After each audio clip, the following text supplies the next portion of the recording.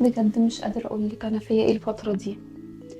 أنا قابلت واحد اكتشفت إن هو ده اللي كان لازم يبقى من نصيبي. مش قادرة أقولك بيحبني إزاي، متمسك بيا إزاي. وأنا كمان ما أكدبش عليكي، أنا كمان بحبه. تحبيه إيه؟ طب وعيالك وجوزك، انت عارفة انت بتعملي إيه؟ انت بتهدي البيت على دماغهم. أنا مفكرة في كل حاجة، ووعدني إنه هيشيل عيالي جوه عينيه. اصلا بيخاف عليهم جدا، ده هو اللي بينصحني ازاي اتعامل معاهم، بيخاف عليهم اكتر ما انا بخاف عليهم. مش هقولك ابوهم، هو فين اصلا ابوهم؟ وده بالظبط السيناريو اللي بيقع فيه معظم الستات الشمال.